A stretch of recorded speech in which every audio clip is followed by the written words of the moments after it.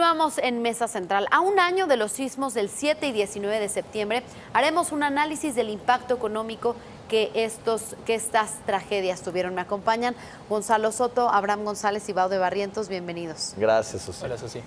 Pues bueno, sé que es muy difícil medir el impacto económico de algo que todavía ni siquiera se ha terminado todavía no han terminado las labores de reconstrucción, tampoco han terminado las labores para dictaminar ciertos daños, pero a grandes rasgos, ¿cuál sería el impacto económico que dejaron estos incidentes en nuestro país? A ver, creo que el impacto económico lo podemos cuantificar, se ha cuantificado ya en ocasiones anteriores, desde poco tiempo después incluso de que ocurrió el sismo, digamos, de los daños estructurales, etcétera. Creo que el mayor problema que encontramos ahorita es el tema de cómo la corrupción, o sea, cómo la corrupción, el mal manejo de los recursos públicos se han convertido o se convirtió en un segundo acto de esta tragedia, ¿verdad? Estamos hablando de que, y creo que por ahí teníamos ahí algunos gráficos, algunos números que podemos mostrar. Este país se caracteriza por ser uno de los que peor gasta, ¿verdad? O sea, gastamos y gastamos siempre muy mal. Y ahí tenemos, por ejemplo, una de nuestras principales notas hoy, solamente se han ejercido 35% de los recursos tras el sismo. Y estamos hablando de una reconstrucción, un costo de 48,000 millones de pesos, que es una cantidad bastante importante si consideramos cómo están los presupuestos tan apretados ahorita, si viene a ser una presión adicional al gasto en términos financieros, pero lo que voy es lo siguiente: gastamos tan mal y hemos venido gastando tan mal en los últimos años que solamente era lógico, desafortunadamente, que tras una tragedia se volviera a gastar así de mal, que tuviéramos falta de transparencia, que tuviéramos una opacidad total, y que hoy, cuando se conmemora un año de esta tragedia que nos puso, sobre todo a la Ciudad de México, a Morelos, a estados aledaños contra la pared, todavía no tengamos la respuesta, no tengamos solución y haya gente todavía sin hogar. Y que hayan existido los escándalos que han existido alrededor de la asignación de los recursos, literalmente, que fueron en algunos casos secuestrados por unos grupos pequeños de personas y que generaron que incluso muchas de las personas que realmente estaban apoyando en los temas de la reconstrucción, apoyando en los temas de las dictaminaciones, pues simplemente desertaran y abandonaran esa tarea, por la que además no estaban cobrando un peso, abandonaran esa tarea simplemente porque no están de acuerdo por la forma en cómo se ejercían los recursos. Había, para continuar un poco con los datos que mencionaba Gonzalo, es una construcción estimada en 48,000 millones de pesos, pero lo que la Secretaría de Hacienda destinó para el FONDEN, para el Fondo de Desastres Naturales, fueron 38,163 millones. Esto es 20% por debajo del costo estimado. Pero de esos, o sea, la parte grave es que de esos 38,163 millones, como ya veíamos en la nota, en la nota que publicamos hoy en la sección de Economía, solo se ha ejercido el 35%, que equivale a 13,363 millones.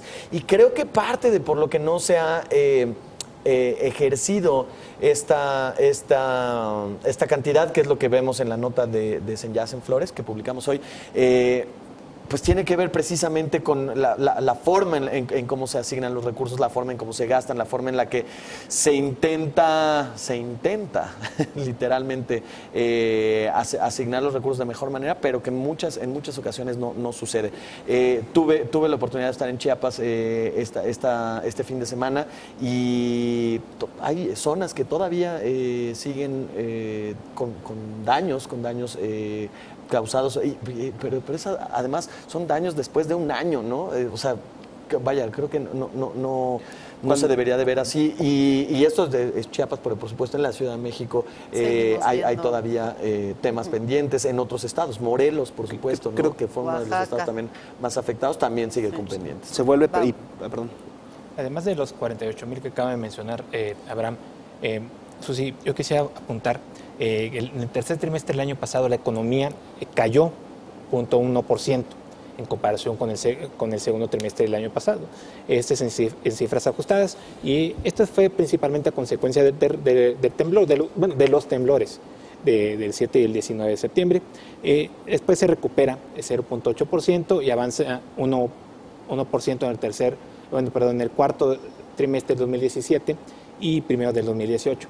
O sea, en resumen, a la actividad económica en general del país no le afectó tanto. ¿Por qué? Porque solo se focalizó en 8 estados y aún así el daño no fue tan grave. De hecho, una de las primeras encuestas hasta nos sorprendió que saca la prontitud del estudio que sacó el INEGI prácticamente 2 semanas después, manifestaba que el 84% de los negocios no fueron afectados por el sismo, de los negocios en los 8 estados. El 61% no suspendieron actividades económicas y los que la suspendieron fueron por un solo día. Todos estos números quieren decir de que la actividad económica no cayó tanto, si acaso fue una décima en la afectación del PIB en todo el país en comparación a los temblores del 85. En el 85 a la economía le costó hasta 2% del PIB. Ok, y además vimos que el sector de la construcción también tuvo un impulso importante tras las obras, ¿no? Después del sismo. Sí, efectivamente, ha sido paulatino la recuperación del sector de la construcción, también influenciada porque el gobierno federal se decidió a incrementar la inversión pública. O sea, no podemos atribuir toda esta recuperación de la construcción a todas las obras. ¿Por qué? Porque también están en proceso. O sea, ahorita lo acaban de comentar aquí mis compañeros en la mesa, que la ciudadanía pues tiene muchísimo malestar, ¿no? En general, porque los recursos están llegando a cuentagotas y de hecho de los recursos hay casos realmente tristes, por ejemplo el caso de Bansefi. O sea, Bansefi se supo que emitió 3,000 tarjetas extras y depositó 69 millones de pesos a personas que realmente nunca fueron afectados por el sismo. Incluso en la Ciudad de México se reportaron casos en las primeras semanas siguiendo del siniestro del programa de rentas, que realmente fueron también fraude. El monto fue pequeño, relativamente pequeño, 5 a 7 millones, y que mucha gente también la devolvió. Pero esto habla del descontrol que hubo en todos los recursos en las primeras horas o primeros días después del sismo. Pero, a ver, yo aquí tengo, y difiero un poquito con esta última parte. No es que haya fallado el ejercicio de los recursos en esta ocasión, es que el ejercicio de los recursos públicos falla en este país todo el tiempo. A ver, y tuvimos una reforma fiscal en 2013 y de verdad, si alguien quiere entender por qué este país no funciona o por qué no está funcionando el gasto público, creo que este es uno de los ejemplos más dramáticos, más evidentes y desgraciadamente con mayores consecuencias de lo que pasa con el gasto público en este país. Estamos hablando de un ejercicio, a través de Fonden y a través de las donaciones privadas se obtuvieron los más de 38,000 millones de pesos para poder financiarlos. Y me dices, y entonces tenemos que, de acuerdo con los datos que tenemos disponibles, con la información que sí está disponible, porque el tema de la transparencia oculta absolutamente todo en este país, que solamente 3 de cada 10 pesos se han ejercido de esos recursos para la reconstrucción. 3 de cada 10 pesos que se tenían, o 3 pesos 50 centavos de cada 10 pesos para la reconstrucción. Y de eso tenemos que 71% de los recursos del Fonden fueron a educación, fueron a vivienda, fueron a monumentos. Pero no se tiene información pública sobre el fondo, por ejemplo, de reconstrucción de entidades federativas. Que eso es otra parte importante, no nada más la Ciudad de México, también en los estados hubo daños y no tenemos idea de qué está ocurriendo ahí. Esto de acuerdo con un reporte, con una información que realizó Fundar, una investigación, un centro de investigación muy serio sobre el tema de gasto público. La caja negra que es el gasto de los recursos de los ciudadanos en este país está más en evidencia en este tipo de situaciones que en otras. Y esto ocurre día a día, peso a peso, con muchos de los recursos de los mexicanos. Sí, es correcto. De hecho, el reto es mayúsculo para Morena. Ahora Morena va a tener a su disposición pues todos estos informes, todos estos recursos que todavía están, bueno, algunos todavía están, no quiero decir que la gran mayoría de estos recursos que no se han ejercido siguen presentes, porque, bueno, pues a un año de estos, ya han transcurrido 365 días, estamos hablando de elaborar un censo. O sea, un censo para conocer la magnitud de los daños, o sea, para ver otra vez cuántas, o sea, vamos a volver a contar, a ver, vamos a ver cuántas viviendas fueron afectadas, cuántos edificios fueron afectados, y siendo que supuestamente ya hay números, bueno, según se da la cifra oficial, bueno, ellos dicen preliminar, fueron 171,925 viviendas afectadas. Ok, y bueno, y también creo que es importante, hace unos momentos veíamos un gráfico de la parte de seguros. ¿Cuántos casos se han registrado por parte de las aseguradoras y también cuántos se han pagado precisamente por falta de información, por ver los casos de corrupción que hubo en la construcción de ese edificio o de esa casa, ¿no? Claro, creo que el tema, por ejemplo, de los pagos de seguros, ahí tenemos las cifras. Son 30,000 millones de pesos lo que se ha pagado, que representa el 82.17% de 73,000 solicitudes de cobro, obviamente. 9,200 solicitudes quedan pendientes todavía de indemnización. No es, es relativamente normal, esto sí, que las aseguradoras no nada más en México, sino internacionalmente tardan, precisamente porque pues las aseguradoras obviamente tratan de salvar, digamos, de cuidar su patrimonio y de saber que efectivamente los daños que ellos están pagando fueron los provocados por el sismo, que todas las condiciones entran dentro de la cobertura que tiene la póliza, y es por eso que tardan, porque en muchas ocasiones la aseguradora dice no, esto queda fuera de la póliza, entonces la parte afectada por supuesto dice no, esto sí entra, y se entabla un proceso legal para poder llegar a un acuerdo. Entonces, es relativamente normal, no quiero decir que esté bien, pero es relativamente normal que falte. Obviamente es muy lamentable para las personas que están esperando los recursos y que pueden pasar... Que siguen viviendo en casas de por lo menos, campaña. exactamente, llevan un año o viviendo en casa de campaña, o viviendo en casa de la suegra, o del primo, del tío, o del quien sea. Y bueno, por eso también el sector asegurador junto con el sector bancario han dicho que están haciendo ciertas modificaciones a sus sistemas para mejorar en caso de que se vuelva a dar algo de este tipo, ¿no? Sí, al final el que haría las modificaciones que anunciaron son con cargo a la persona que está comprando una hipoteca. Es decir, los bancos, que son los que aportan la hipoteca por una parte, o sea, los recursos para pagar un departamento, y los aseguradores, que son los que cubren esa inversión que está haciendo el banco, porque al final eso es lo que pasó. Se cayó mi departamento, pero yo debía la mitad. Ok, pues resulta que el seguro solo le va a pagar al banco, a ti ya no te va a pagar nada. ¿Por qué? Porque todavía lo debes. Entonces, lo que están, las modificaciones que ellos están planteando es, bueno, entonces vamos a hacer un seguro en donde le pague la parte al banco la que se le debe, y al deudor se le pague la parte de lo que él ya aportó para el departamento. Sí, pero le vamos a cobrar una prima extra.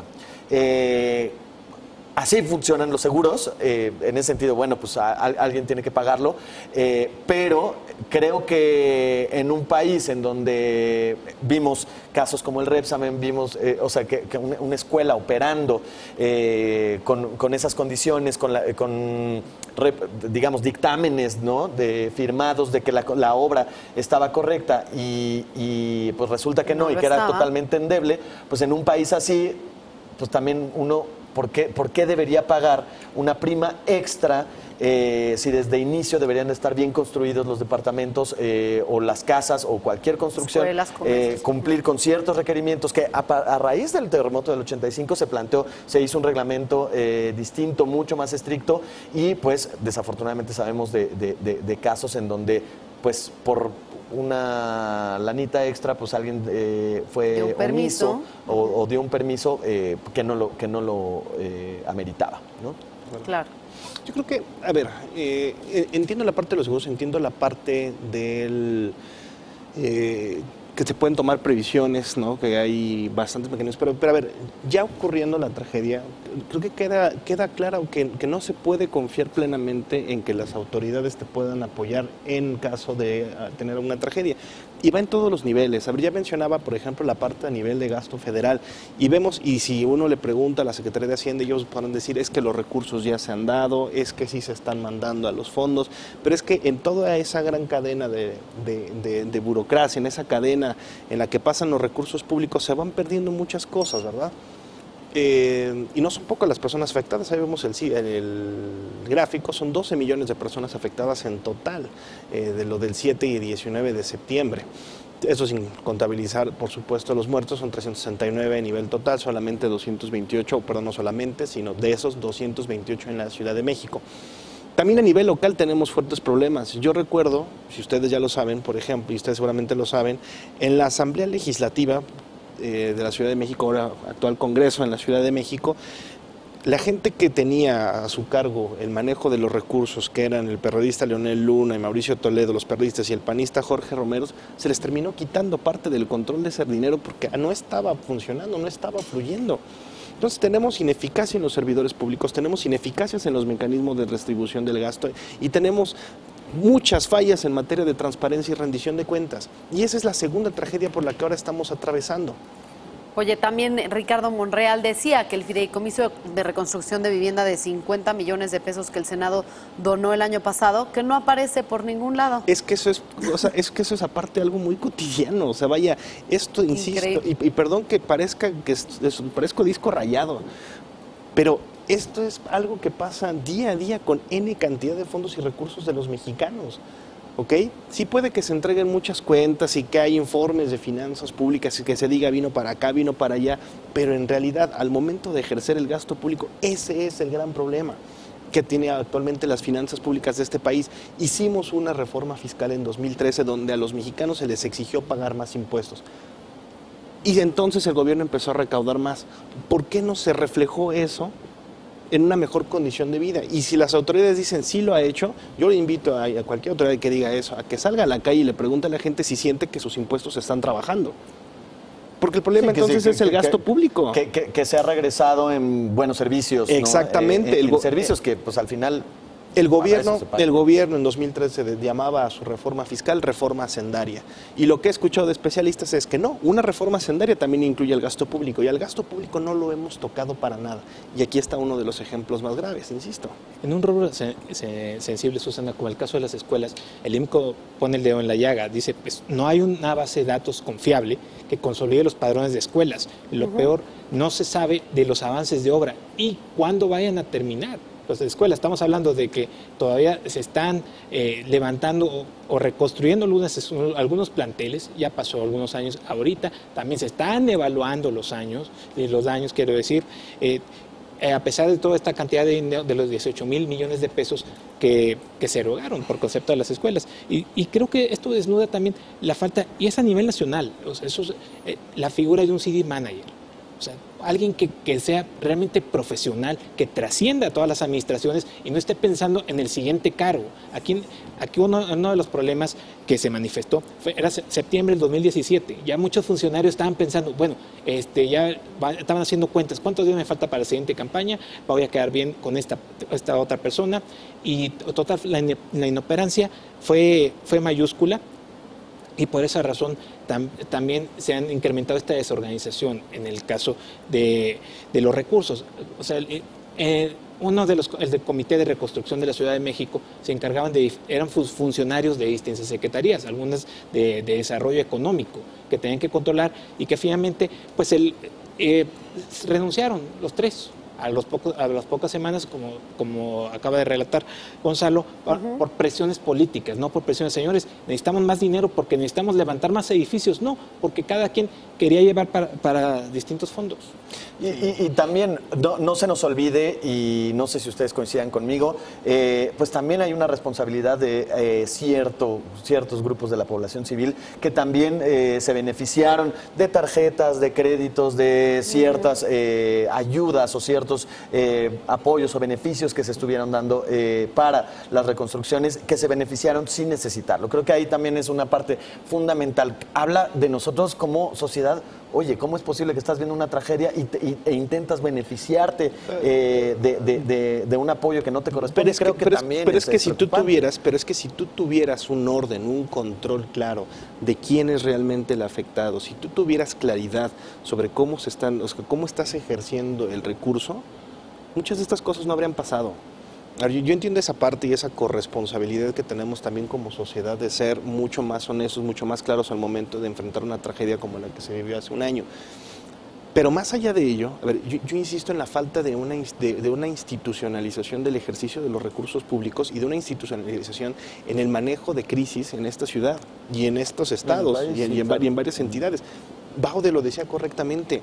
¿Cuánta gente que está en posiciones de poder o de toma de decisión en los gobiernos, en las alcaldías, en las jefaturas de gobierno, en las gubernaturas, realmente conocen y plantean sus proyectos y plantean el ejercicio de los recursos públicos de una manera transaccional? Muy pocos. Muy pocos en realidad, si es que los hay del todo. Entonces, desde ahí estamos viendo cómo las fallas estructurales que tenemos como país en materia de finanzas públicas nos vienen a afectar. La corrupción, bien lo dicen por ahí, tiene víctimas reales y tiene incluso víctimas mortales. Bueno, el mal ejercicio de las finanzas públicas también tiene muchas consecuencias muy graves en mucha gente que se vio afectada y mucha gente que todavía hasta hoy no puede todavía regresar a casa, no tiene un hogar o todavía no encuentra esa justicia social que se debió haber implementado. Vaya, fuimos muchos los que apoyamos, fueron mucha gente la que también donó, es mucho el recurso que en teoría está ahí disponible y que solo 35% del gasto se haya ejercido. Y eso hay que evaluar de qué manera se ejerció, es lo que es realmente aberrante. Y ahorita seguiremos platicando de eso. Vamos a hacer una pausa y regresamos con el análisis del impacto económico de los sismos de hace un año en México. Regresamos.